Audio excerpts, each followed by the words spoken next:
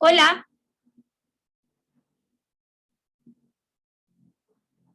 No sé por qué estamos así. Espérate.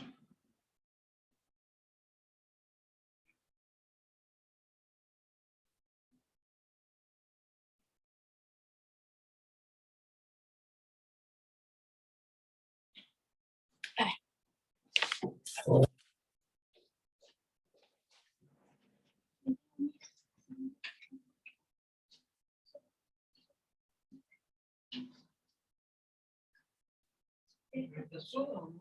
¿Hay más gente?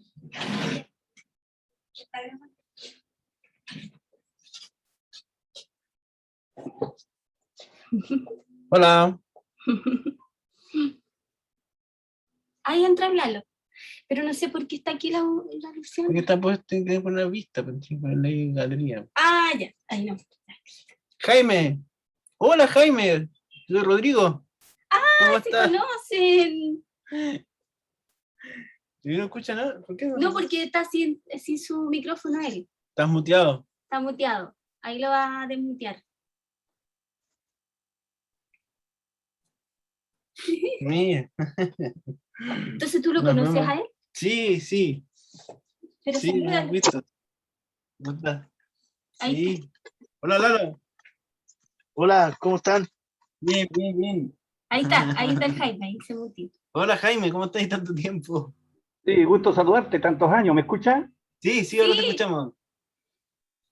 Qué bueno, qué bueno. Sí. ¿Tu papá está bien? Sí, sí. El lunes lo vi. Sí, estamos aquí en Santiago. ¿Cómo? Estamos en Santiago por el momento. Ah, qué bueno. Así que ahí lo vi el lunes, fui a verlo a la facultad. Ajá. Qué bueno. Bueno. ¿Y tú cómo estás? ¿Qué estás haciendo? ¿Qué estás haciendo, Jaime? ¿Perdón, yo? ¿Qué estás, o sea, en qué estás, ¿La digamos? vida? ¿Sí? Nada, nada. Clases de teoría crítica. Y Hegel, tengo otro curso de Hegel los días lunes. Ya, ok, con el Pérez. ¿Cómo se llama? Con el Carlos Pérez. Con Carlos Pérez, ¿eh? Sí. Ya, qué bueno. Él también, el Rodrigo, tomó cursos el año pasado con Carlos Pérez. Así que así. Ya, pues los dejo. Buena suerte. Carlos Pérez, buena. Sí, en plena pandemia hizo un curso bien largo. Ahí estuviste con Rolando, ¿verdad? Sí, fueron como 3 miércoles Sí. sobre comunismo. 3 miércoles. Sí. Yo pensé 2 meses. No, ¿No? corto. Ah, era un mes, entonces. Después el otro, ese fue como para el enganche para el otro. Ah, para el más largo. Ya. Ya, vamos a empezar entonces. Miren, bueno, es loco porque toda esta construcción de la Susan Sontag nos lleva a otra cultura. Entonces, eso es lo más loco, lo más difícil también de abarcar toda una cultura que es la norteamericana. Y bueno, ahí uno sirve, yo he leído parte de la cultura americana de Faulkner, por supuesto. Hola, Gabriel, del 50. Entonces, pero esto me llevó a revisar también otros críticos, bueno, el teatro, la fotografía, el cine, y un poco porque estamos siempre influenciados nosotros por el tema de lo norteamericano también, o sea, no nos podemos desligar de de esa influencia. Entonces me llevó a una Sontag también que está viviendo en un periodo norteamericano que es después de la Segunda Guerra Mundial, ¿no? Después de la Segunda Guerra Mundial es súper importante ver cómo Estados Unidos se pone en la escena artística, entonces se cambia de Francia, toda la construcción francesa y alemana que traíamos hasta ahora es cambiada por la norteamericana, y además, bueno, Hollywood, la construcción de Hollywood, eso ya lo veía la Escuela de Frankfurt, y también es el periodo de los críticos, ¿no? El crítico es visto como un ensayista fuerte, importante, hasta el 1940, 50, se privilegiaba el escritor, el poeta, ¿no? Con Whitman en el 19. Pero en el siglo XX en Norteamérica está el escritor, el poeta pasa a un segundo plano y pasa adelante el ensayista. Y eso es muy importante porque se construye una crítica. Y yo creo que se construye una crítica bastante moralista. Yo todo lo que revisé, igual es loco, porque yo creo que también en eso también tenemos la influencia en Latinoamérica de todo este moralismo. ¿Y por qué? Porque se necesitaba poner a Estados Unidos después de la Segunda Guerra Mundial de una manera más optimista, ¿no? De una reconstrucción de la democracia, después de tirar las dos bombas, obviamente que había como ya lo vimos, digamos, un futuro, una historia en ruinas, como lo veía Benjamin, ¿no? Entonces, ¿cómo salimos de eso? Ese era el tema, ¿cómo salimos de eso y damos un pie de paz, de democracia? Y yo creo que la Susan Sontag hay que entenderla en ese contexto. Ella nace en 1933 y muere en el 2004, entonces es capaz de atravesar todo el siglo XX y claro, quedar como hasta el 2000 y no ver tantas cosas que nosotros hemos visto en estas dos últimas décadas. Lo primero es que ella empieza con un libro que yo creo que, voy a cerrar un poquito aquí. Hace mucha diferencia, pero el libro Contra la Interpretación es muy importante. Son varios ensayos, pero yo solamente me voy a remitir al primero de ellos, el que le da el nombre al libro. Es un libro del 69, ¿ya? Y son unos 10 puntos de este libro Contra la Interpretación. Entonces vamos a ir como sintetizando.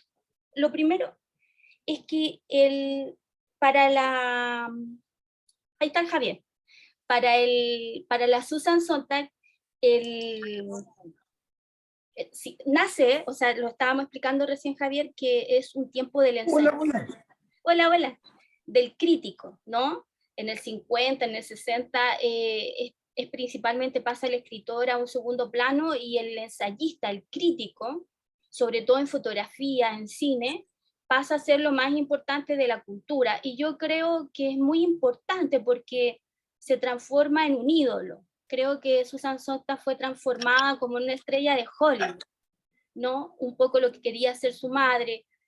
A nivel biográfico, ella muere chico, su padre no tiene una infancia feliz, como la mayoría de los teóricos, y rápidamente en Contra la Interpretación, o sea, para mí es un libro que me cambió, porque en el fondo nosotros cuando entramos a cualquier disciplina, y sobre todo en la literatura,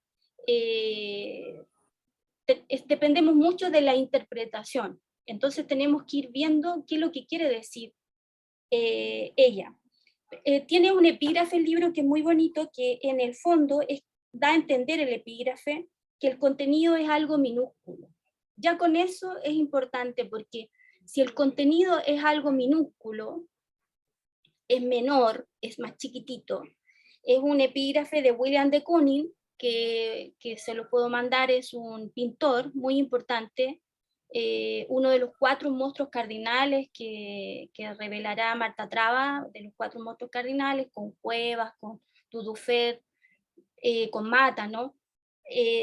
Son pintores de avanzada, muy experimentales, y Susan Sontag está en esa línea. Tiene el advenimiento, ¿no? de el arte moderno. Ustedes tienen que pensar que se está reconstruyendo Estados Unidos, lamentablemente hay un macartismo también fuerte, estamos en la Guerra Fría, Estados Unidos se está colocando como potencia única mundial después de la Segunda Guerra, tiene que reconstruir su imagen después de tirar las 2 bombas, o sea, lo tiene bastante difícil. Esto es muy importante el contexto, porque ahí se va a entender qué tipo de arte y de cultura está saliendo adelante, y esa no es menor, porque es totalmente imperial, es homogénea, y nosotros somos principalmente, todavía hasta ahora, los herederos de eso. Y yo creo que a pesar de que lo matizamos con los franceses, con los alemanes, esto está más en el piso. Entonces, lo primero que dice es algo que venían diciendo muchos teóricos, ya lo había dicho Benjamin, etcétera, que el arte parte como un encantamiento, como un ritual. Ese es el primer punto. Es decir, el arte es cultual, de culto. Está relacionado con la religión. La religión en el sentido de el religare, de la trascendencia. Y obviamente, los teóricos griegos establecieron esto, el arte, como una mímesis. Eso también nosotros lo vimos, ¿no? Una imitación de la realidad. Para Platón, entonces, el arte es mentira, falsedad, inutilidad. Es inútil el arte. Nosotros tenemos que entender que todo partió mal, porque la configuración de la filosofía coloca al arte como inútil, como falsedad, como imitación. No es la verdad. Por eso que tenía que expulsar también a los poetas en la República, como nosotros vimos cuando leímos el Cratilo, cuando revisamos a Platón. Aristóteles un poquito menos, porque dijo que el arte no era inútil, pero que servía a modo de catarsis, es decir, como terapia. Y ese es lo otro nefasto del arte. El arte tiene varios problemas. Nace ya con un pecado de inautenticidad para los filósofos. Ellos no eran artistas, si ese es el tema. Ellos eran filósofos y por lo tanto construyen 2 departamentos estancos. La filosofía es la verdad y obviamente el arte es lo inauténtico. Esto es muy complicado porque resulta que la Susan Sontag, en contra de la interpretación, se da cuenta que todo partió mal, que hay un origen que nosotros hemos visto todo este año con gran dificultad como para poder salir adelante. Entonces, por decirlo así, las primeras interpretaciones que se hicieron del arte estuvieron mal hechas. Ese es el tema. Siempre pensaron en el arte como una imitación de la realidad, como si el arte tuviera que ser figurativo, ¿no? Todos tenemos esa idea del barco, del bodegón, de la marina, pareciera que eso es arte. Y entonces dice que la conciencia occidental, el arte es mímesis y representación, ¿no? Entonces el problema es la representación, porque yo estoy imitando a otra situación ideal que para Platón, como obviamente eran la ciudad de las ideas, eso era lo real. Entonces el arte nunca va a poder llegar a eso. Los griegos también hacen una definición nefasta entre lo esencial, es decir, el contenido, y lo accesorio, la forma. Obviamente es igual que la escuela de Frankfurt. Si yo pongo lo esencial como en el contenido, yo voy a tener todo el arte, incluso hasta los románticos. Yo creo que ahí con los modernos se empezó a perder eso. ¿Qué quiere decir el poema? ¿Qué mensaje me transmite la novela? Como si fuera noticia, como si realmente el arte no tuviera una forma, no tuviera un cómo. ¿Por qué? Porque para toda la filosofía occidental, para toda la construcción occidental, lo accesorio es la forma. La forma entonces no hay que estudiarla, sino que hay que llegar a la esencia. El esencialismo es lo que más ha tratado de echar abajo la teoría crítica literaria. El moderno entonces se inclina más, ya la modernidad, eso es lo que dice en el segundo, no, todavía estamos en el primero. En el primer punto de la Sontag dice que lo moderno ya se sale de esta mímesis y esta representación y piensa en que el arte es expresión subjetiva. Ese es un paso más allá. Cuando yo digo el arte es una expresión subjetiva, yo ya le estoy poniendo un sujeto, lamentablemente eso también desvió hacia los psicologismos, hacia los sociologismos, lo vimos. Pero mientras tanto, se sale de la mimesis con lo moderno, de alguna manera de la realidad exterior. Es como si el arte tuviera siempre que rendirle un homenaje a la realidad exterior. Piensen en toda la naturaleza, cómo influyó en el tema de la pintura, ¿no? Cómo todos tuvieron que pintar la naturaleza, hasta que viene Cézanne y empieza a pintarla 10, 20, 30 veces, y está viendo las formas de las montañas. Ahí hay un paso, ¿me entienden? Pero antes de eso estaba esa supeditación del arte a la realidad. Cuando ya los modernos establecen esta expresión subjetiva, hay un paso más allá, pero todavía no está todo zanjado. ¿Por qué? Porque la mímesis siempre está hasta ahora. Nosotros pensamos el arte como una pintura de la realidad, el arte como una afirmación del artista, lo vimos con los románticos sobre todo. Y el arte tiene que decir algo, un tema, un contenido. Nosotros hasta ahora le pedimos eso al arte. Y de hecho cuando el poeta no puede decirnos en qué consiste su poesía, le decimos, pero ¿qué quisiste decir? Hay una interpelación. ¿Qué dice la Sontag? Y este es el segundo punto. Después de hacer todo este recorrido, dice, la idea del contenido ha sido un obstáculo, ha sido algo realmente que el arte siempre se tiene que defender, ¿no? Tiene que explicarse. Y en realidad tiene que definir lo que es más que lo que hace. Entonces, cuando yo tengo un contenido, tengo un proyecto y tengo una interpretación. Y ahí va a ella, por eso es contra la interpretación. Porque si yo tengo un contenido y un mensaje, yo entonces le pregunto a la persona o al artista o al poeta por su proyecto, y entonces yo tengo que interpretar para poder establecer qué quiero decir. Entonces, es una lógica, si ustedes se dan cuenta, formal, aristotélica, de clasificación del mundo. Por eso es que uno dice muchas veces la primera sospecha es hacia la filosofía. Esto nos perjudicó un poco y es lo que dice la Sontag. Ella no toma la interpretación como lo hace Nietzsche, que nosotros lo vimos. Nietzsche hablaba de que no hay hechos, hay interpretaciones. Ella toma la interpretación en un sentido bastante restrictivo, es decir, un código, ¿no? En donde yo desmenuzo, traduzco todo el poema o la novela, y yo voy sacando los elementos que la construyen, y al despedazarla, la violo prácticamente, ya dice, ¿no? La destruyo.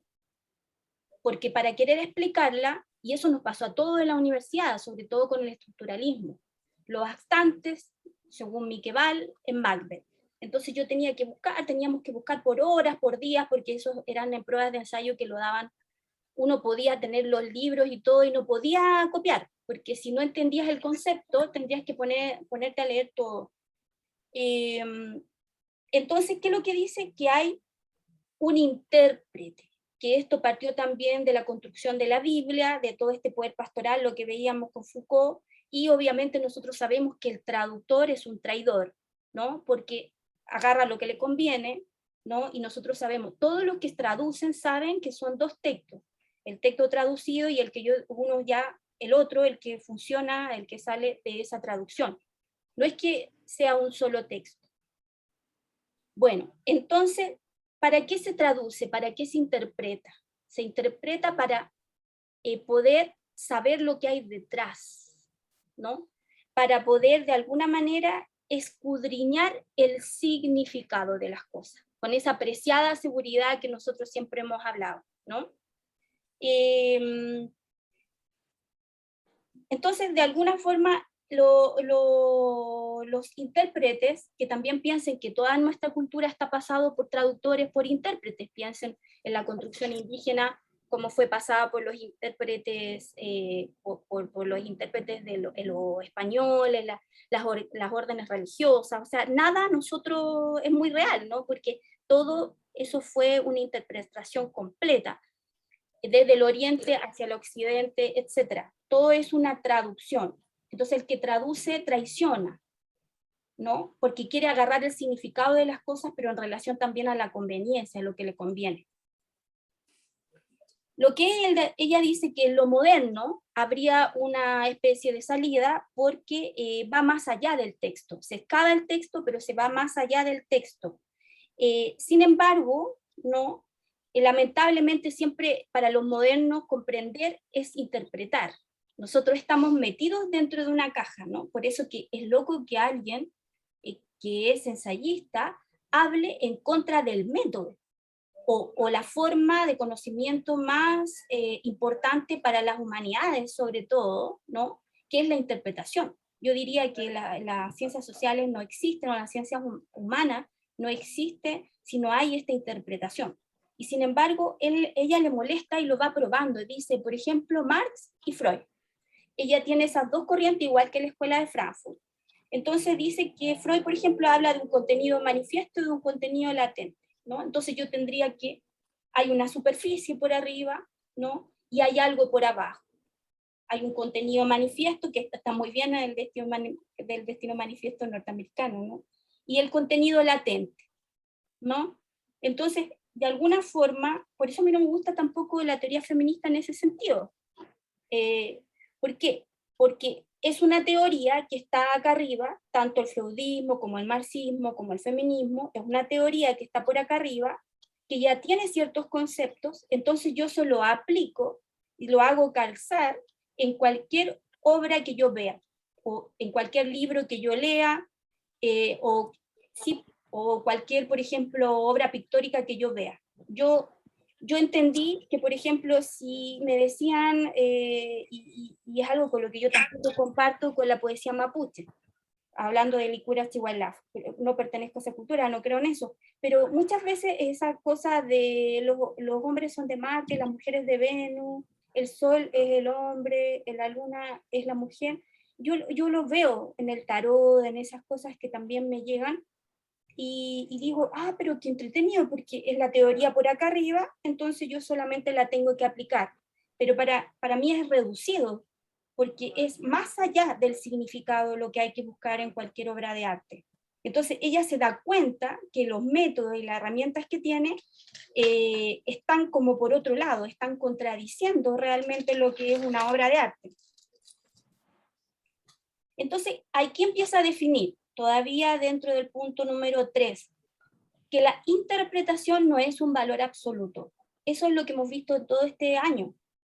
Debe ser evaluado de acuerdo al contexto cultural, que es un poco lo que también estamos haciendo, que es un acto liberador, pero que también es un acto cobarde y reaccionario. Refleja y refracta, lo que los rusos dijeron. Entonces, libera y reprime, ¿no? Y muchas cosas más. Yo creo que ese segundo puede ser un tercero, un cuarto, un quinto, ¿no? Pero no podemos quedarnos solamente con lo liberador o solamente con esta represión. No podemos dejar de lado tampoco la represión. 4.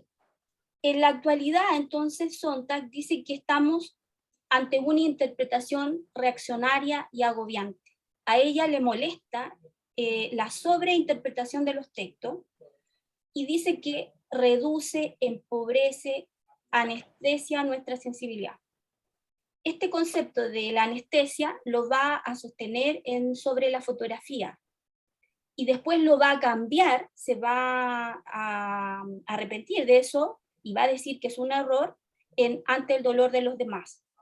Yo le voy a explicar la diferencia entre un norteamericano de los 50 a un norteamericano de los 70.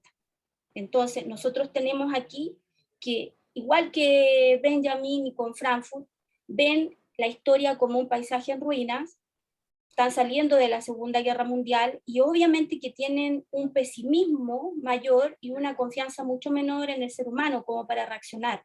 Entonces, para ellos los medios de comunicación están solo en esa área de manipulación. Y entonces, en el caso de la fotografía, también Sontag va a sostener que al ver tantas imágenes, ahora yo creo que no se equivocaba. Lo que pasa es que en el 70 ya tuvo que cambiar el discurso, pero es obvio que si yo veo películas de terror o veo imágenes todos los días, terroríficas, reales incluso, no películas, sino que imágenes todos los días violentas, etc. Sí, sí.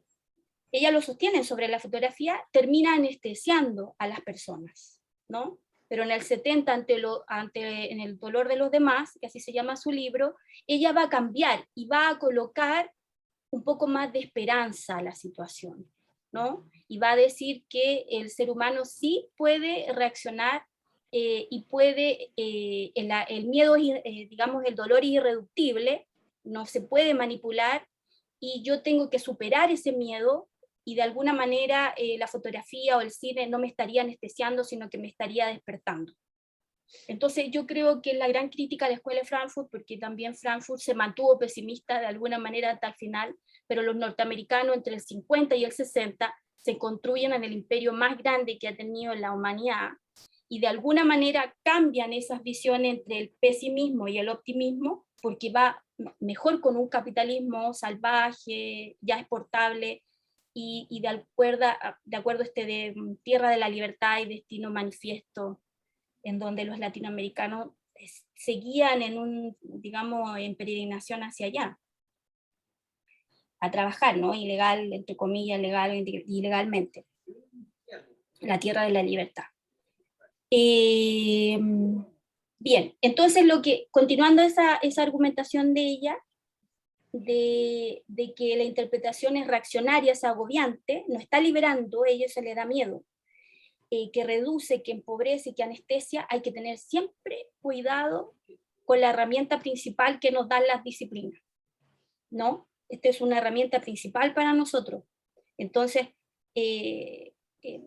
yo a veces no veía nada de feminismo, ni nada de nada. Bueno, ella también tiene una relación bastante complicada con el feminismo era algo negativo, ya lo vimos, ¿no? Era algo liberal, muy relacionado con élite, ¿no? No es el feminismo que nosotros tenemos ahora. Entonces hay que tener cuidado con esa fórmula. Y bueno, en el 5 dice que la interpretación hace manejable la obra. Nuevamente el tema de la razón, ¿no? Del filisteísmo, ¿no? Que es muy usual en la literatura, dice ella, por eso que se va en contra de la literatura. ¿Y cómo lo prueba? Lo prueba con Kafka. ¿Con quién más lo va a probar? Con Beckett, con Kafka. Ellos son los que siempre salen en todos estos libros. Entonces dice, a ver, de Kafka se quiso hacer una alegoría social y se habló de la burocracia moderna, está hablando de la Metamorfosis, sobre todo, que es un libro que estuvo como 50 años prohibido en donde se hizo, ¿no? En Praga. Entonces, está hablando del Estado totalitario, dice, en una alegoría social. Después viene una interpretación psicoanalítica y hablan de que, ¿cómo se llama? Kafka escribió La Metamorfosis por sus problemas con su padre, por los traumas de infancia. Y en la alegoría religiosa, incluso, digamos, en unos textos, por ejemplo, El Castillo, que de alguna manera se quiere, sí, pues La Metamorfosis cambia un antes y un después, también es una novela prohibida, no solamente en Praga, en muchos países del mundo. Y El Castillo, por ejemplo, es ganarse un acceso al cielo. Entonces ella dice, a ver, pero ¿eso es Kafka? ¿Es las teorías sobre eso? ¿La teoría psicoanalítica que le vamos a colocar a Kafka? ¿Es la teoría freudiana? ¿O es, qué es Kafka? ¿Me entienden? Es mucho más allá del texto, de la misma metamorfosis. Entonces, y lo otro que es interesante, no hay ningún texto que pueda agotarse en una teoría. ¿Me entienden? Entonces, en muchos trabajos que se hicieron en la universidad, incluso en las tesis y todo, y uno lo ve cuando hace su tesis de pregrado, la gente le quiere poner solamente una teoría, por ejemplo, La feminista y esa novela. Y yo digo, pero ¿cómo? Es como si la persona hubiera escrito para la teoría, como si el artista o el poeta o el escritor hubiera escrito para esa teoría, nada que ver. ¿Me entienden? Tendría que haber sido un teórico, y ni eso se puede. Bueno, entonces, y dice de Samuel Beckett, ¿qué dice? Que en Esperando a Godot, obviamente, está la impotencia, la inmovilidad del hombre moderno. ¿Pero qué dice eso? no dice nada, pues es algo obvio. Entonces ella dice, miren las interpretaciones que tenemos, ¿no? Y esto es lo que realmente hay que hacer. Entonces de alguna manera esta reducción, lo habla también en un tranvía llamado Deseo, como Marlon Brando con Stanley Kowalski, no sé si han visto la película, ¿no? Pero es interesante, bueno, la obra de teatro, etcétera, pero habla de que ganó el premio Oscar Marlon Brando ahí. Es una película que yo he visto muchas veces porque es una lección de cine prácticamente, y está la brutalidad en Stanley, y obviamente en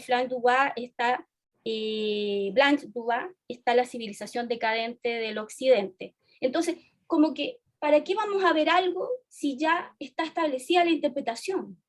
Si eso es todo lo que podemos hacer del arte, entonces es predecible, ¿no? Por eso a ella le molesta esta interpretación. Entonces dice, bueno, vamos a hacer unas cosas. En el 6º punto, el mérito de las obras es más allá del significado. Eso es muy importante porque, recuerden, significado, pero después hay cadena de significantes, es lo que nosotros vimos del barroco latinoamericano, y vimos también el concepto de significancia, o lo nombramos. Es decir, hay una superación, ¿no? De salirme del significado, de salirme del contenido, ¿no? De salirme del mensaje. Por eso cuando alguien dice, ¿estás viendo tal película? ¿De qué se trata? ¿Qué tema es? Uno lo mira a la persona y dice, pero si no es para eso que veo algo o leo algo, ¿me entienden? Ya, bueno, no creas nunca al cuentista, dice la Sontag, cree el cuento, el texto, ¿me entienden? Entonces, vuelta al texto, esto es todo el rato Barthes también, ¿no? Y lo dice Lorenz, lo dice un poeta norteamericano importante, no creas nunca al cuentista, cree el cuento.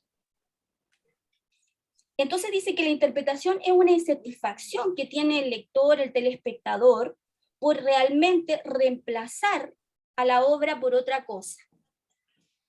Es casi como que si la quisiéramos llenar nosotros, que no somos artistas, que estamos fuera, o lectores o espectadores, y la queremos llenar, la queremos reemplazar. La obra de arte entonces no es un esquema mental de categorías, porque eso viola el arte.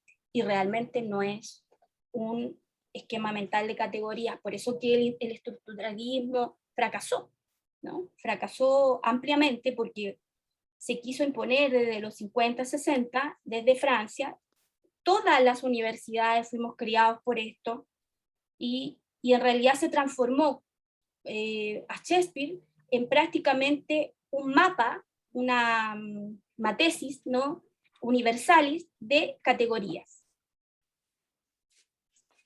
Yo creo que es un intento también por matemizar, ¿cómo se dice? Como volverlo matemático el mundo, como a poder agarrarlo de una manera más fuerte, más segura, ¿no? Entonces, ¿qué es lo que hace el arte en el fondo? Huye de las interpretaciones. Para ella, el arte bueno huye de las interpretaciones. Entonces explica las vanguardias, el arte abstracto. Claro, sí, puede racionalizar todo. Por eso que, claro, sale la María Zambrano, por ejemplo, y habla de razón poética. Por eso los filósofos también van construyendo otro tipo de racionalidad, por decir así, o también se construye todo el tema de las emociones, de los sentimientos, etc. Entonces, que en el fondo el arte como parodia, todo el teatro del absurdo y la construcción de Brecht, etcétera, también tiene que ver con eso, porque se vuelve ininterpretable. Eso es lo interesante. Por ejemplo, si veo Ionesco y la cantante Calva, yo le tiro una bomba al telespectador, o sea, al espectador, porque la idea es que se vuelva ininterpretable, que no pueda interpretarlo, ¿no? Entonces, se va moviendo, va cambiando la psicología y la construcción social también, y se va moviendo para eso. También habla de que la poesía francesa, nosotros lo vimos con Mallarmé, Apollinaire, ¿no? Cuando trabaja los silencios, ahí también hay un rechazo al contenido. Eso es el gran aporte de la poesía moderna, y ese famoso viaje al infierno, ¿no? Y además, todo lo que significó ese rechazo al contenido de los franceses, porque van trabajando los blancos, va trabajando el silencio, se vuelve ininteligible, ¿no? Ahí la gente se queja, ¿no? Yo creo que de ahí viene el tema de la poesía que no entiende, ¿no? No entiende. Y bueno, ella dice algo muy interesante, que los norteamericanos están, a pesar del ensayista y de todo eso que estaba en el centro, lamentablemente al arte se está dedicando mucha gente que es periodista, sociólogo, psicólogo. O la música incluso programada. Y que en realidad los periodistas, los sociólogos, los psicólogos construyen textos de fácil interpretación, que los agarra rápidamente la interpretación de las cosas. Nosotros también lo tuvimos acá en la República de las Letras, también, ¿no? Hay una relación con personas de otras disciplinas, y de hecho, por ejemplo, uno lo ve ahora, ¿no? Cuando escribe un periodista o cuando escribe un sociólogo, ¿no? Uno de alguna manera va siguiendo ciertas categorías, ¿no? Pero pareciera que hubiera como este tema de no eludir la interpretación, sino que prestarse para la interpretación. Obviamente las vanguardias se eludieron la interpretación, y por otro lado ella pone al cine, y qué mejor que el cine, o sea, ¿a quién iba a poner en el cine? Obviamente a Ingmar Bergman, con Luz de invierno, Nattvaga Staerna, ¿no? El Luz de invierno, y con Persona, otra película de Ingmar Bergman. Si ustedes pueden ver esas películas, se van a dar cuenta, ¿no? En este caso, en Luz de invierno, cómo las imágenes visuales, el cómo, la forma, se impone al contenido, aunque yo creo que igual todo lo que hablan ahí es fundamental. Creo que la imagen, la cámara, el cameraman, ¿no? Porque Bergman se llama Alexander Nevsky o algo así, el cameraman. A mí me gustan los cameraman. En un tiempo como que iba coleccionándolos así o escribiendo de todos los camarógrafos, porque obviamente una cosa es el director, pero realmente el importante ahí es el que mira, es el camarógrafo, el cameraman. Y el cine están haciendo ahí, pues están haciendo Hollywood, está de alguna manera relacionándose con eso, pero no está mirando a Hollywood necesariamente, sino que está mirando obviamente a los suecos, obviamente a los franceses, a Godard, ¿no? Toda la construcción que se escapa a las interpretaciones. Entonces, el cine se ha vuelto para ella una resistencia ante perseguir un mensaje. Y yo creo que todos que vemos Fassbinder, por ejemplo, y 3 horas en una película, nos vamos a dar cuenta que realmente es como para una persona, hecho para una persona que quiera encontrar un mensaje, un significado, que quiera interpretar. Está hecho, me refiero, en contra de esas interpretaciones. Entonces la persona no va a durar ni 10 minutos, y eso pasó, yo lo vi en los cineartes, se paraba la gente y se iba. Cosas que dice: quizás el indicador de vitalidad de una determinada forma de arte consista en su capacidad para admitir defectos sin dejar de ser buena. Esto es importante porque ninguna obra es perfecta, entonces cuando admite sus defectos, pienso en, por ejemplo, cómo criticaron a Gabriela Mistral por sus ripios, que justamente, o a los prisioneros porque tarreaban, justamente eso lo hace bueno, porque no tienen miedo, ¿me entienden? Y ella lo ve, quizás es el indicador de vitalidad. ¿Por qué? Porque ahí está el sujeto. Claro, es de alguna manera lo auténtico, porque ahí estoy con lo bueno, con lo malo, ¿no? Pero sin dejar de ser bueno. Ese es el tema. O sea, ella sí cree en la calidad, hasta aquí sí creía en la calidad. La posmodernidad va a echar abajo todo esto. 2. En las buenas películas existe siempre una espontaneidad que nos libera por entero de la ansiedad por interpretar.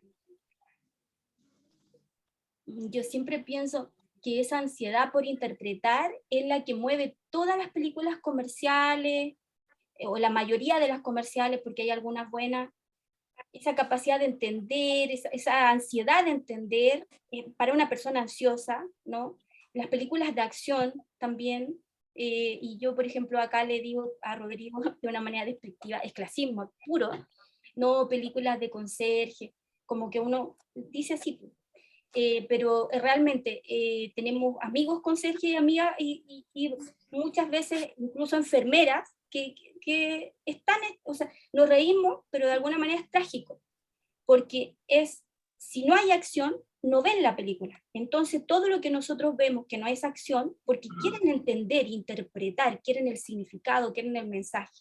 Entonces dicen, no, si no hay acción yo me aburro, me quedo dormido. Tiene que ser acción, ¿no? Y es loco porque en la acción a veces no hay nada que interpretar. Es raro, ¿no?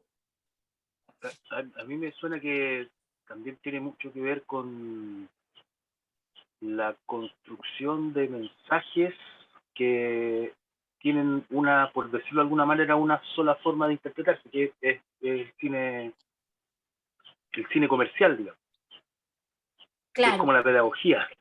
claro, o como la entretención también, porque si es mucha acción, Claro, para mí no hay nada que interpretar porque es mucha acción y prácticamente es divertimento, diversión, ¿no? claro, Tampoco ahí hay pero o sea, claro, no lo interpretáis en el sentido de una profundidad de interpretación, sino que en lo inmediato, pues lo bajáis a lo terrenal, a lo concreto, en función de, o sea, cuánta gente no le ha puesto nombre a su hijo por un personaje de moda del cine, qué sé yo, o sea, me refiero a eso en realidad. Sí, totalmente, totalmente, sí. Ya, entonces llegamos al punto 8. Ya, espérate, vamos a ver al tiro a qué te refieres con eso. Dice, déjame terminar hasta la 10. Dice, ¿cómo debería entonces ser una crítica que sirviera a una obra de arte sin usurpar su espacio? Y entonces ella dice que hay una mayor atención a la forma, obviamente al objeto, ¿no? Una descripción extensa y concienzuda de la forma, un vocabulario descriptivo de las formas. Claro, ¿por qué? Porque si yo entro en vocabulario descriptivo de la forma, el ensayista va a tener que crear conceptos, ¿no? Le está exigiendo ser creativo también, ¿no?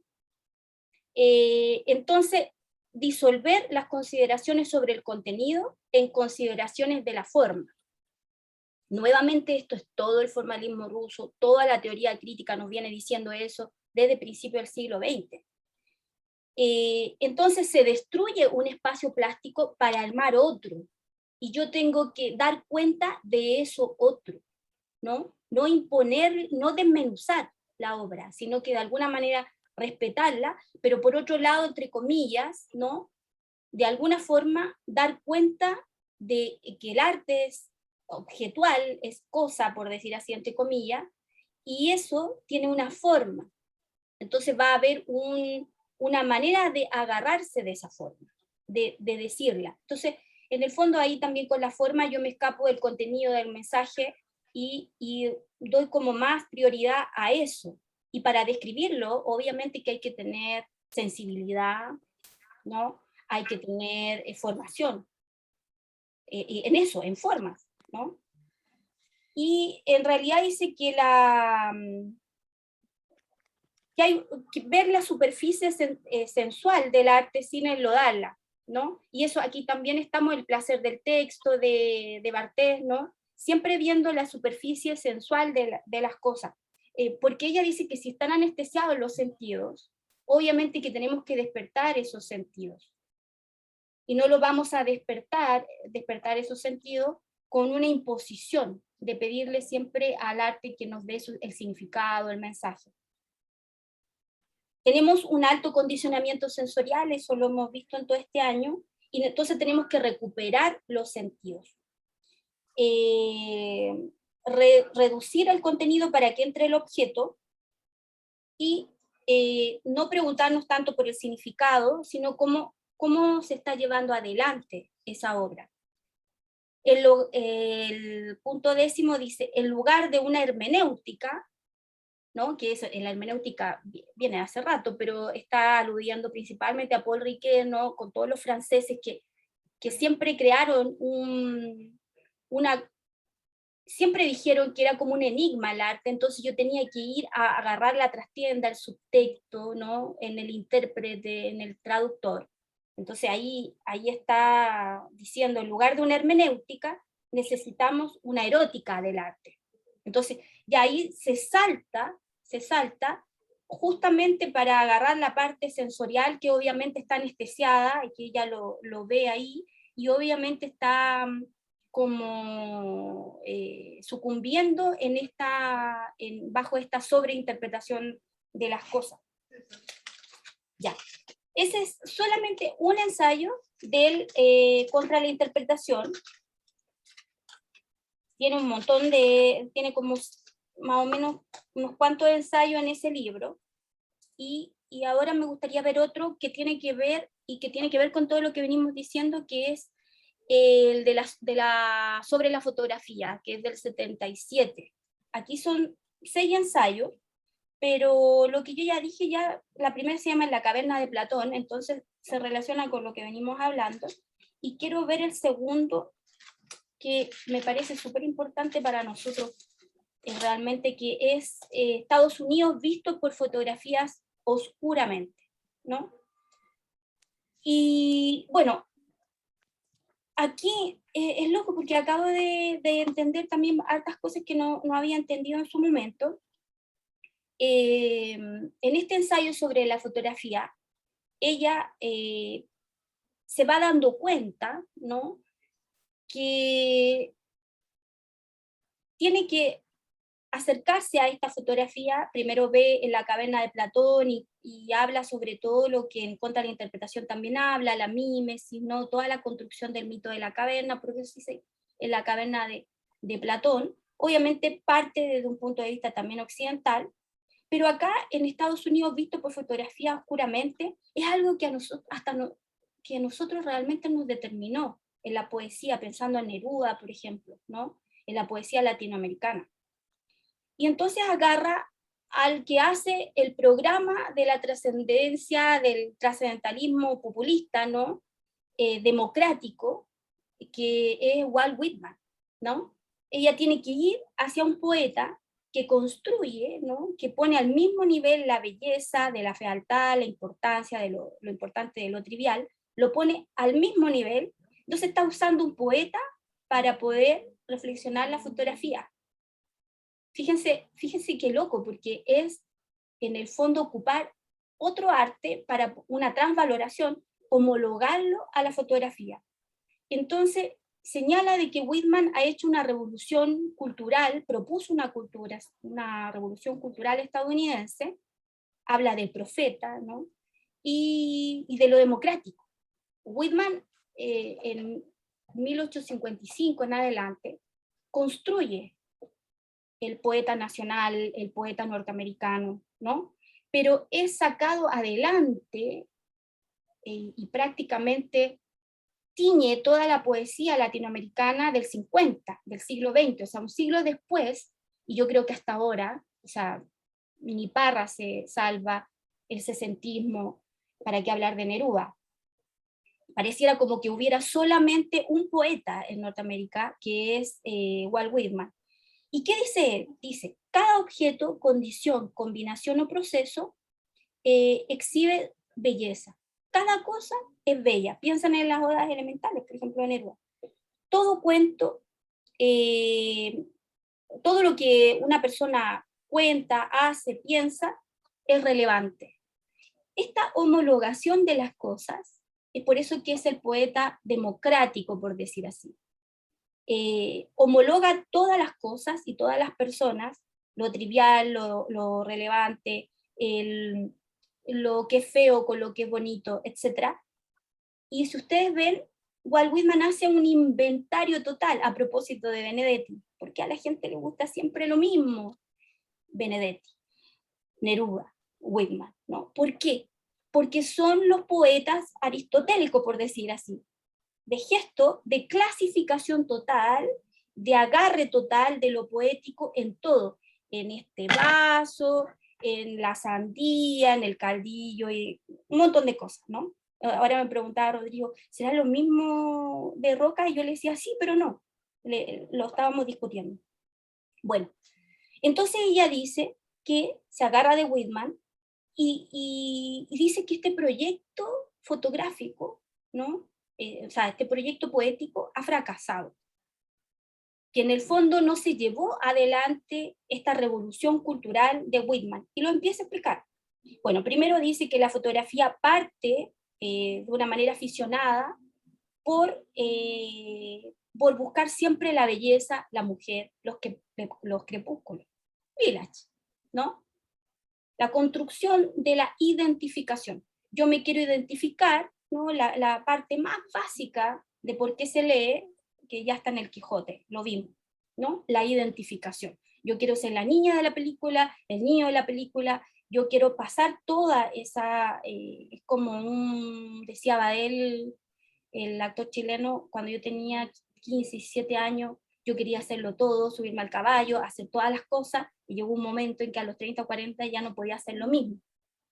Entonces, estaba construyendo, ¿no? El gran actor que es, por supuesto, ¿no? Y ahí, y Robert De Niro y todos dirán lo mismo, ¿no? Hay una manera de subirse al caballo y de poder querer hacerlo todo. Y entonces se da cuenta que la fotografía siempre es un proyecto, al principio, humanista.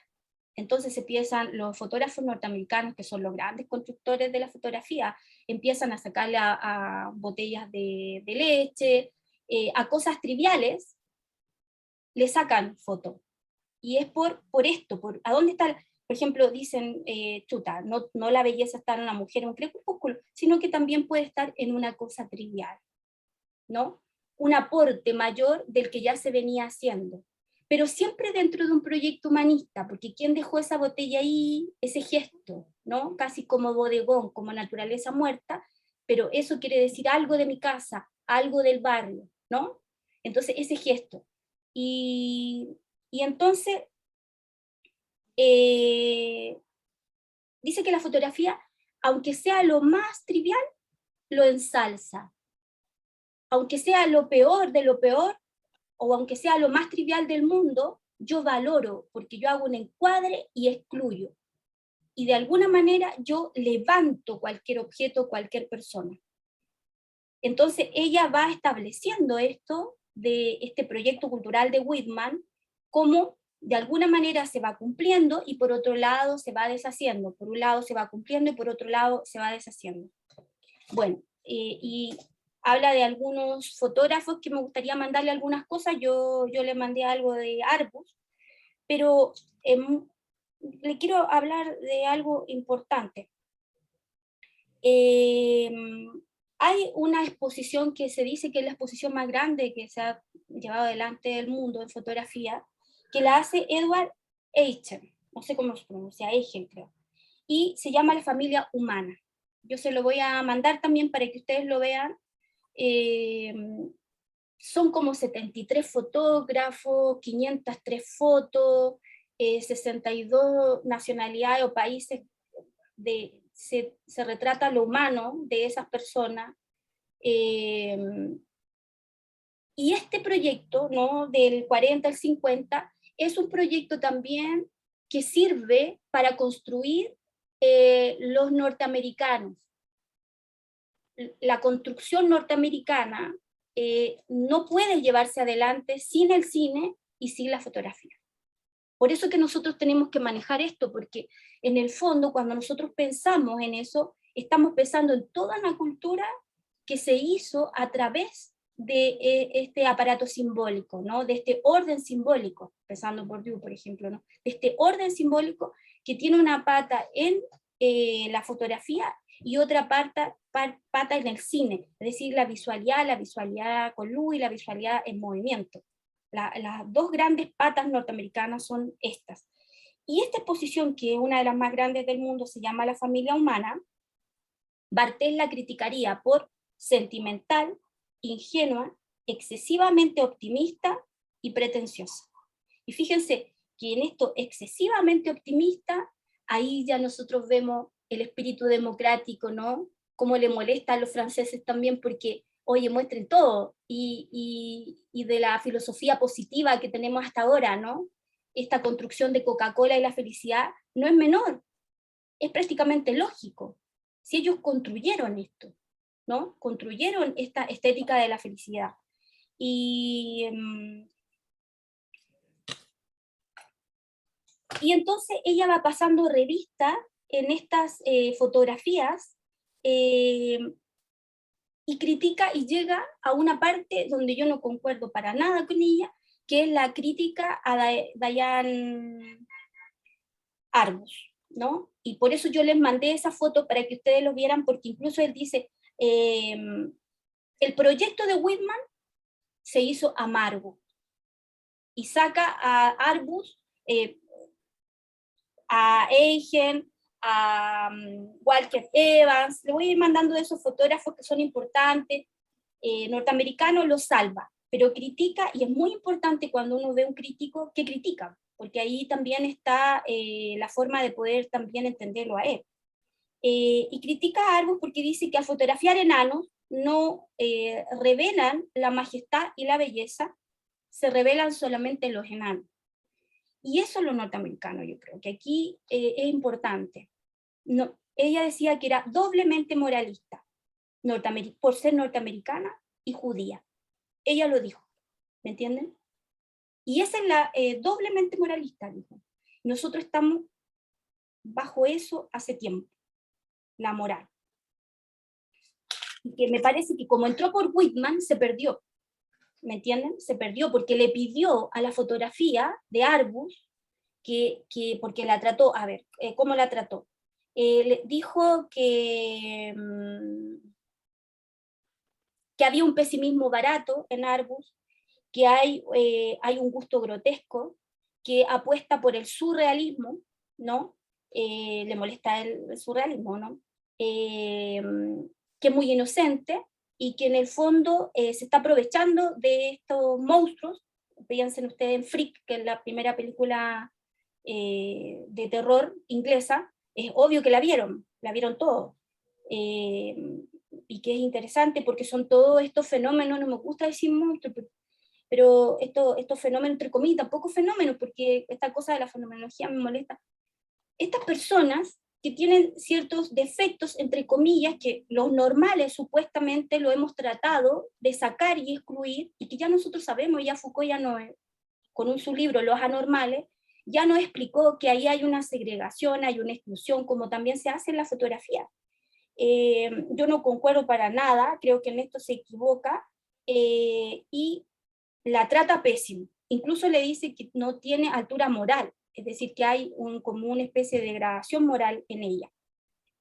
Como ustedes saben, bueno, ella dice que todos los suicidas son buenos, pero también todos los suicidas son malos. Pensemos en La Platte y lo que le costó a todos recuperarla. Daniel Arbus también se mata el 71, 72 por ahí. Se corta la vena. Bueno, yo no estoy de acuerdo. ¿Por qué? Yo pienso que es importante no tener miedo. No hay miedo en esas fotos. Si ustedes lo ven, la persona que está siendo fotografiada, que tiene estos defectos, es feliz. Está increíblemente bien con su vida. Arbus toma a los normales supuestamente en una actitud de sufrimiento, da vuelta a la cuestión. No todos ellos tenían un problema de deficiencia mental, como ella dice, que podrían no haber dado el consentimiento. O sea, Sontag dice que pudieron haber sido personas que no dan su consentimiento, y lo muestra de una manera natural. ¿Saben por qué? Porque los visitaba, se quedaba a vivir con ellos. Entonces el primer plano, la fotografía completa, mirando, posando a la cámara, es cuando la persona que es fotografiada implica mucha confianza en el fotógrafo. Y esas personas, mellizos, trillizos, etcétera, tenían confianza en Arbus. Arbus, que de alguna manera, de una manera muy instintiva, ¿no? Muy instintiva, se da cuenta que este Estados Unidos oscuro también existe, y ella que tiene una ansiedad en ese sentido por mostrar ese Estados Unidos. Y yo creo que es muy interesante porque, por ejemplo, si a Sontag a los 14 años las imágenes de Dachau, ¿no? De todo este exterminio nazi, la cambian para siempre, ¿no? A mí, yo mirarlo, el Arbus, yo pienso que también nos cambia porque nos revela otro Estados Unidos, ¿no? No, yo no, por ejemplo, en Dorotea Lange, que también la revisé, otra fotógrafa que es creadora de La Madre Migrante, se los voy a mandar. Ahí es una madre migrante y dos niñitos que están al lado y tiene un bebé en sus manos, tenía como 7 hijos. Se dijo, Dorotea Lange es una fotógrafa que trabajaba para el ejército de Estados Unidos, se dijo que esta mujer no había dado el consentimiento, después Dorotea Lange se queda ahí como un buitre ahí esperando a tomarle varias tomas, le dice que le va a traer la fotografía a ella, no se la lleva, y el hijo de Dorotea Lange obviamente se quejó por esta violencia, por esta obscenidad. Y yo creo que cuando yo veo esas fotos, ahí me hacen pensar, porque son dos niños que se esconden, porque no quieren ser fotografiados en ese tipo de miseria. Dicen que con esa foto después llegó comida a ese campamento de refugiados que venían a trabajar por la temporada en California, haya sido lo que haya sido. Pero ahí sí hay un tema de las dos niñitas, entonces eso a uno lo perjudica al verlo. Sin embargo, a mí la Arbus me hace entrar en un mundo en donde yo sé que ella no le tiene miedo y que ha superado algo que yo no he superado y que la mayoría de nosotros no hemos superado, que es en el fondo la aversión al distinto. Porque uno cuando ve a alguien así que tiene un defecto, etcétera, como que mira para el lado, no se atreve a mirarlo, le tiene es algo raro, algo incómodo, como una cierta aversión. Y ella supera todo eso y logra fotografiarlo en un grado de complejidad, o sea, de complicidad. Y cuando los retrata, no los retrata sufriendo, los retrata, los tipos están ahí, tanto los enanos y todo. Bueno, esto es súper importante, quizá el tema de los monstruos, de los fenómenos para el mundo anglosajón, porque ya también tienes que pensar cómo los monstruos con el golem y todo marcó el gótico. Pero nosotros no podríamos entender si la estética norteamericana y todo lo que hizo Arbus, incluso, no podríamos entender a David Lynch, no lo podríamos entender, ¿verdad? En Terciopelo Azul, la construcción de Twin Peaks, en la construcción del gran cine norteamericano. Y ahí sí, ahí entra lo ominoso, lo perverso. No podríamos también entender a nuestro José Donoso, con El obsceno pájaro de la noche. Entonces creo que ahí hay un adelanto con ciertos fotógrafos y que obviamente contradicen al proyecto democrático, de transvaloración, dice populista, de Walt Whitman. Y me parece bien, o sea, me parece bien que hayan podido hacerlo desde las artes, pero que haya tenido que entrar la fotografía principalmente, porque en la narrativa no hay nada que hacer. Forner ve todo, o sea, si uno ve a Forner va construyendo este ser otro, este fenómeno, este monstruo, por decirlo así, en los personajes más importantes que tiene su narrativa. Entonces, esa pulsión, de alguna manera, que tiene el arte norteamericano, no se entendería sin contradecir, ¿no? Esta generalización de la belleza, porque al final lo que hace Whitman es una generalización de la belleza y por lo tanto un idealismo, un esencialismo que también es criticable, que nos tiene hasta ahora más o menos metidos y que, o sea, no hay poesía del 50 latinoamericana que no se entienda sin Hojas de hierba o 1855, sin un siglo antes.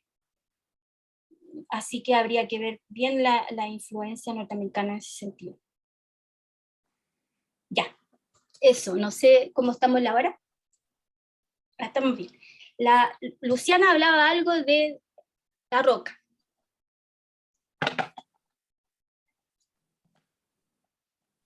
Pero era una broma, porque hay un actor que se llama La Roca, y como dijeron que les ponían nombres de actores a sus hijos. Ah, era una broma en el contexto de lo que estaba hablando. Sí, que dijeron que les ponían a sus hijos los nombres de los actores, y La Roca, hay varios niños que se llaman La Roca y ni siquiera es como su nombre, ¿no? Sino un Claro. apodo. Y Marilyn, y ahora todo. Sí. No, claro, o sea, uno ve, y además ve las clases populares, Brian, toda esa construcción que nosotros... Aquí en el Perú había un niño que salió en las noticias y todo porque se llamaba Michael Jackson Guamani, no sé qué, ¿no? Entonces era como un entrevero muy estadounidense con algo muy peruano, ¿no? Encima tenía el apellido, ¿no? Michael Jackson, así tal cual, como nombre. La coincidencia, imagínate, te marca esa cuestión, ¿no? Te marca esa construcción, claro, y hasta los nombres, la construcción de la ciudad, de las calles, ¿no? Y en esta construcción también es interesante ir viendo como los distintos fotógrafos y cómo va armando ella, porque además fue dramaturga, fue ensayista, fue también cineasta, hizo 2 o 3 películas que están como en YouTube.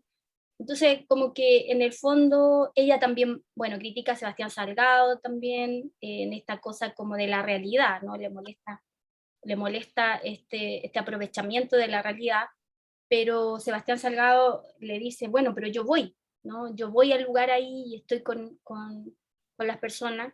Y bueno, ella también después va a Bosnia, va a Vietnam, eh, se queda, se queda harto tiempo ahí y puede construir también ahí sus obras de teatro, etcétera, ¿no? O sea, se transforma, yo creo que estuve viendo la biografía de Susan Sontag y la biografía es de Benjamin Moser, se llama Vida y Obra, salió hace poco, como en el 2020. Y entonces se habla de esta fascinación que hay como por una estrella de cine, que ella fue muy, muy famosa y está muy popular de alguna manera, ¿no? Y cómo también influyó mucho desde el ensayo y principalmente del ensayo, porque además fue una activista social, política, se planteó frente a la política en todas las entrevistas que también revisé, ustedes la pueden ver, desde el principio hasta el final. Se había caído Jaime. Jaime. Oh. Jaime. Jaime. Jaime. Pero yo recién lo probé.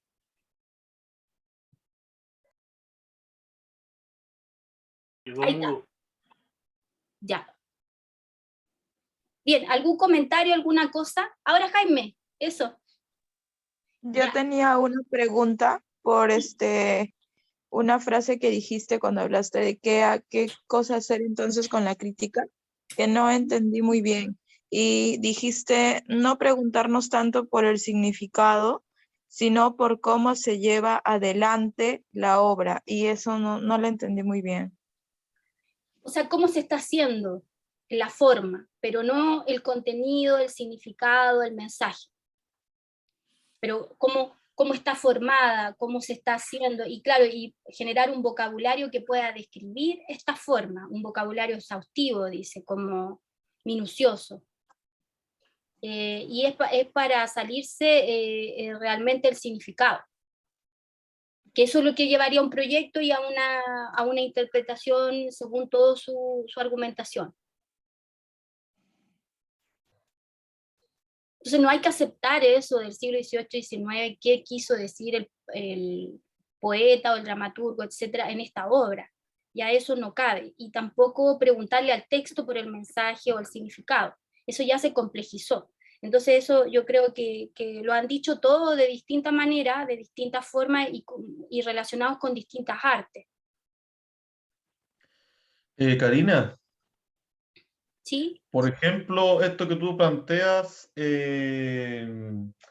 claro, ¿cómo, por ejemplo, llevarlo al ámbito de la educación? Porque, por ejemplo, he visto que todavía persiste en cierta didáctica de la literatura en la idea de que por ejemplo, el autor quiere decir algo justamente como tú dices, que eso ya queda obsoleto.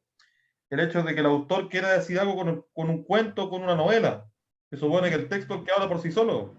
El alumno debería como, bueno, uno le puede dar herramientas, pero la lectura de cada quien la debe hacer cada lector. Y cada lector va sacando su interpretación, como hablábamos visto. Y entonces es ridículo, por ejemplo, preguntarle cosas como ya, ¿qué quiso decir el autor? O qué mensaje se puede ver, no sé, o son como Pero eso, cuestiones ya... claro, pero ¿por qué sigue igual? Porque el profesor no es un intelectual barrial muchas veces, po, y el profesor se No, o atiene a sea, un control de lectura. muy Entonces, limitado. O sea, pero muy ¿por qué el limitado. control de lectura? Porque es más fácil porque es un profesor completamente exigido, con bajo sueldo, De etcétera, calidad. y es más fácil de evaluar, es más fácil de evaluar, ¿me No, pero al entiendes? final no logra como el sentido de la lectura, porque tendría que ser la interpretación propia del alumno. En literatura universal a nosotros, ¿te acuerdas que había una profe tan mala y decía, describa el escudo de Ulises? Claro, no, Y en la católica, no tiene ya ningún no de sentido. haber estado cuando tú estuviste, cuando tú entraste. Y esa era toda la prueba. Tú podrías estar No. tres páginas describiendo el escudo de Aquiles, y lo otro, que todos ya se aprendían porque era siempre la misma pregunta. Sí, pues, o sea, se Ahí repetía. Sí, ¿Cachai? bueno, me me acuerdo acuerdo las de pruebas de las pruebas Yo creo, sí, parece que las de la AIDEO, ¿no? No, no era yo idea, era creo, anterior. Era otra que era más viejita todavía, no me acuerdo el nombre, pero ella era Ah, ya, conocida por eso. ¿Cachai? ya. No, pero tiene Oye, sentido. me acordé del David Viñas, que hace en su libro, ¿cómo se llama? Literatura y Realidad Argentina, que él no se va al contenido de la novela, sino a lo que significa lo mismo que tú estás planteando, la forma, que en el fondo no es más que la excusa histórica o el contexto histórico de por qué se hace, no el libro, sino por qué se hace escritor y dónde va a santificarse, que es como un análisis no de la novela en sí, sino que del... Sí, porque mira, y ahí pasamos a la Luciana. Esto me lleva a pensar otra cosa. Hace poco tuve como un debate con alguien en internet y me hablaba, bueno, son personas como aficionadas a la lectura, etcétera, y me hablaba de que en realidad él leía el texto por entretención. Creo que era fantástica o literatura de fantasía. A mí nunca me han gustado mucho las portadas de esos libros como bestseller y todo. Y él me decía que uno lee por entretención, lee, digamos, lee el texto. Entonces, y yo le dije, ¿y el contexto? Y eso tiene que ver con lo que dices tú. No, el contexto no importa, es importante el texto, porque incluso como es fantasía o ficción, lo que sea, como que menos importante el contexto. Y yo le dije, no, porque un texto no está en el vacío. Si tú no tienes el contexto, lo que pasa es que no puedes asumir completamente el texto al contexto. Pero si tú no tienes un libro en el vacío, entonces, pero esa, Justamente, Karina, eso, disculpa, disculpa, eso es lo que yo hago, por ejemplo, en las clases, les planteo que, claro, es justamente eso, porque el texto se puede leer independiente, pero también tiene el elemento del contexto. O sea, también es bueno leer también quién lo escribió, en qué época, en qué contexto cultural. Claro que así dota de sentido a la obra. Por ejemplo, no, y que va a claro que determinar la forma, la misma claro, prosa por ejemplo, poética, claro, eso de el los típicos que le hacen leer, no sé, pues del mío sí, pero si lo hace leer a propósito de nada, o sea, y el cabro queda así como, ¿cómo que esto qué? bueno, cuando la forma se No complica, sitúa. como en el barroco, en las novelas de caballería, Ah, justamente se necesita más contexto. Ahí la mm. Luciana quería hablar, espérate, hace rato. Sí, ahora sí es que hablamos mucho. No, sí que la Luciana había levantado la mano.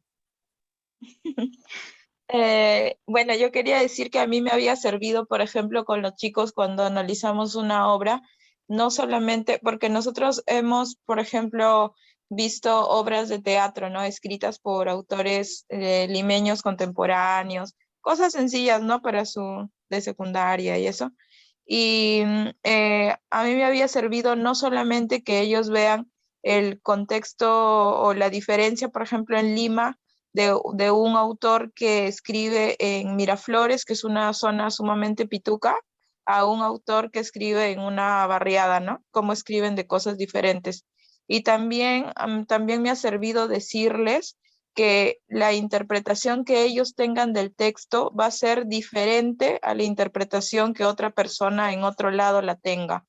Y eso como que los hace un poco pensar cuáles serían las diferencias, ¿no? Y creo que los hace ubicarse mejor como personas que leen, pero también como sea, les hace tener una crítica un poco más grande, ¿no? Más global, más que eso, porque les digo que es diferente cómo ellos interpretan eso a cómo lo interpreta otra persona al otro lado del mundo con otra situación social o incluso en el mismo Lima, ¿no? Entonces, Sí, pienso que eso les hace bien, ¿no? claro, completamente. No, sí, es loco porque yo creo que una de las cosas más difíciles de interpretar la parte literaria, la parte ficcional, el mismo teatro, la poesía, es difícil porque aparte que necesitas un aparataje teórico fuerte, necesitas también pensar cómo se movió ese texto en ese contexto, no solamente histórico, político, qué es lo que estaba pasando por ese país, y también tienes que desarraigarlo porque al final tú sabes que el escritor tiene como patria prácticamente su lengua y podría haber construido toda su obra en otro lado, sin embargo, con personajes peruanos o agarrado ahí, y qué hace que de repente sea esa obra con esa forma y que el teórico tenga que entonces, como ha tenido que hacerlo muchas veces, generar un corpus, incluso casi un diccionario, un aparataje de conceptos, una caja de herramientas, como para poder, y así todo nunca se va a poder completamente. Es siempre una aproximación. Entonces, es siempre un grado de impotencia. Y es todo muy complejo porque muchas cosas uno no las sabe, si las está haciendo bien, mal, etc. Entonces, y eso es lo fascinante también, lo fascinante. Y claro, es muy difícil a los niños, a los jóvenes, porque estamos todos construidos para poder que todo tenga un significado. Entonces el cine de autor incluso le costó mucho entrar por lo mismo, porque quiebra esta interpretación. Entonces yo creo que ahí la Sonta magistralmente ve el cine como algo importante. Y creo que todos debiéramos tender un poco a pensar en cómo nos vamos a mover de esas interpretaciones de todos los sentidos, porque los mismos vínculos afectivos, todo es completamente a media y algo incompleto. No hay una interpretación absoluta de las cosas. Entonces, es mejor ser honesto, y en el caso de en la pedagogía quizás es lo más difícil mover esa mentalidad que con los padres, con los gobiernos, con todo, te, digamos, te configuran una niñez completamente cronometrada o planificada, categorizada. Entonces, es muy difícil esa parte. Ya, pues, miren, nosotros vamos a juntarnos la próxima semana para, bueno, esta es la última clase ya como formal, pero la próxima semana la idea es, nos falta porque la idea es despedirnos, venir a comentar un poco de lo que hemos hecho este año, este semestre, y, no, y además yo tengo que ver un certificado, porque tengo que hacerles el certificado, así que estamos ahí viendo con Rodrigo cómo construir ese certificado para ir ya terminando. Entonces, la próxima semana cerramos un ciclo, nos despedimos, comentamos y bueno, si ustedes ven, llegué hasta como el 2000, me falta las últimas 2 décadas y entre medio me falta mucho francés, mucho alemán, pero sobre todo me faltó mucho, traté de matizarlo, lo latinoamericano, que es lo que yo les decía al principio cuando partimos este curso que tendría que hacer solamente con los latinoamericanos, pensando en el pensamiento latinoamericano, un paso adelante porque es harto. Por ejemplo, pensaba de repente a ver lo que se me quedó en la cabeza, Sor Juana, Inés de la Cruz, Octavio Paz, la construcción de Bolaño también, con el infrarrealismo. No sé, se me pasan muchas cosas, los argentinos y todo. La construcción quizás de la teoría crítica literaria, pero ya desde una poética ya más relacionado con los escritores. Pero creo que en filosofía y en teoría crítica, bajando desde los rusos y todo, pudimos hacer un camino, un recorrido que tuvo una especie de continuidad y descontinuidad también, como para poder agarrar las bifurcaciones de repente y poder, como Dussel, por ejemplo, o Mariátegui, poder tirar también para Latinoamérica. Así que eso, pero para la próxima semana, ahí podemos seguir comentando. ¿Ya? Oye, Karina, bueno, yo siempre lo he escuchado con mucha atención, yo aprendo re mucho, fantástica esta forma de abrirnos la mente y hacernos buscar esta concepción crítica.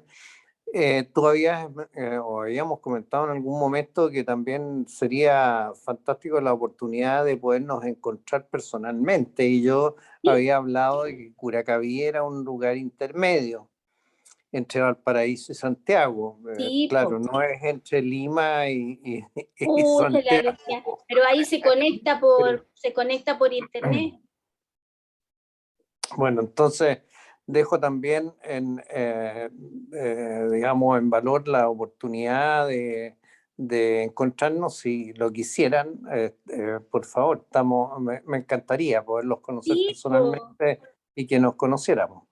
Oye, mira, tratemos de ver la fecha para que la próxima semana ya nos pongamos bien de acuerdo, que tratemos de coincidir todos, ponemos la fecha, porque ahora como hay esas elecciones, yo también quería invitarlo porque vamos a lanzar el libro de Rodrigo como esa semana del 11 al 12, y acá en la Plaza Brasil vamos a lanzar el libro de Rodrigo, entonces también ahí comentarle eso, pero ese fin de semana voy a estar ocupada, pero lo demás, aparte de las elecciones y todo, podemos ir viendo una fecha que no, ¿cómo se llama? Claro, una buena fecha. Ahí el mismo Lalo que está más lejos, pero de repente viaja a Santiago de repente, para que pueda coincidir. Sí, y ahí la Luciana creo que puso, o no sé quién, la primera semana de enero, una buena fecha. Ah, ¿quién puso? ¿Primera semana de enero? ¿Y el Jaime? Sí. ¿El Jaime dónde está? Yo creo que estaba con problemas de internet. Ah, ya, pero podría venir quizá, no sé si estaba en Santiago o está en el sur. Sí, no, en Santiago.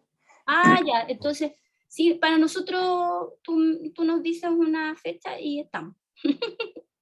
No hay problema. Sí, sí, ahí yo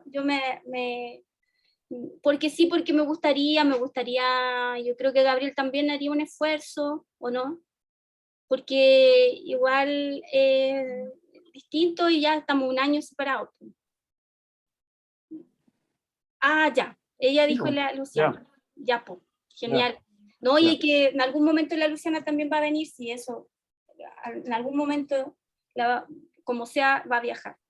Así que la primera semana ella había dicho, ya pues lo vamos viendo, un primer sábado de enero, una cosa así, Javier.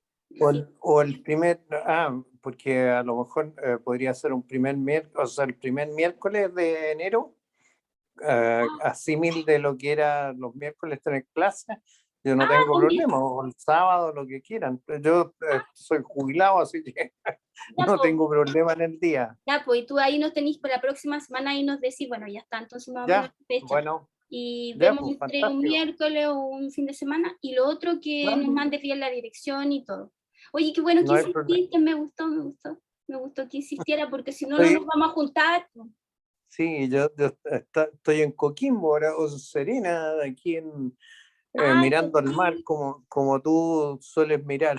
Qué rico, Coquimbo. Así que Qué lindo. por eso, sí, hemos recorrido harto, súper, fuimos a Leilki, en fin, súper entretenido. Ah, claro, todo el... Ahí copucharemos. Sí, eso, ya, pues, qué bueno. Oye, Fantástico. igual espero que le haya gustado, son muchas cosas que quedan en el tintero, voy a mandar algunas cosas para como sustentar lo que he ido diciendo. Y aquí también viene Fantástico. Rodrigo, que se viene a despedir, sobre todo de Jaime y tuyo, porque al final se conocía con Jaime y llegaron por el papá. Así Mira, que no te ven, po.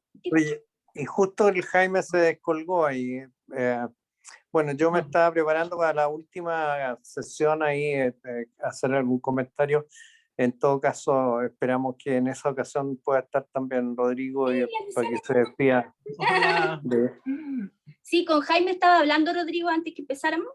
Bueno, fantástico. Pudo, digamos, hace años que no se veían, así que Contactarse. pudo saludarlo. Ya, Sí, po. qué bueno. Ya, pues, hoy un besito, Bueno, que estén bien. saludos a todos, cariño, y Saludos, muchas Gracias gracias. por todo. No, gracias por todo a ustedes. Pucha, ¿y Jaime dónde fue? Karina. Muchas gracias, Hola. Karina. Oye, saludar a Silvia. Ya. Muchas gracias por todo. Como Sí. siempre. Hola, ¿cómo estás? Voy a mandar algunas cosas, sí, fotografías sobre todo. Oh, y el Gabriel también, el otro día lo vimos en la calle. Ya, porque estén Cuídense. bien. Ya, pues váyanse Ya. nomás porque hay mala educación que me vaya yo primero. Ya, porque que estén bien en todo. Qué bueno, y qué lata. El Jaime que no viene. Ahí nos quedamos esperando.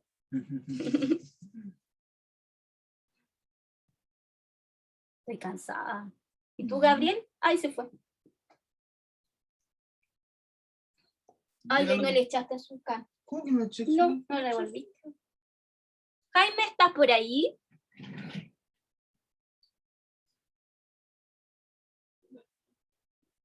No sé, a lo mejor fue al baño.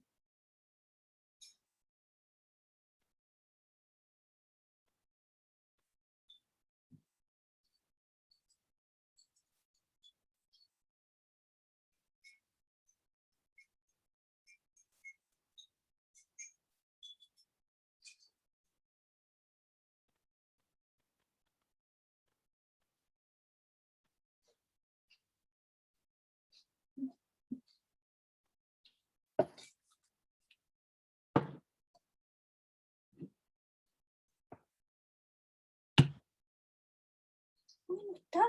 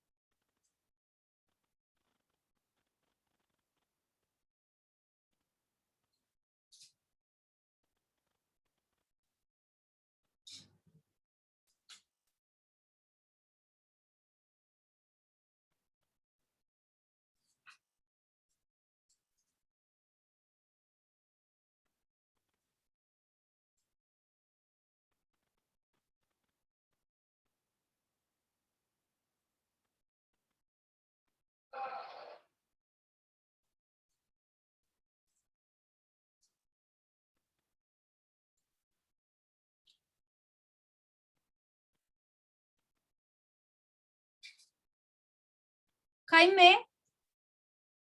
No está.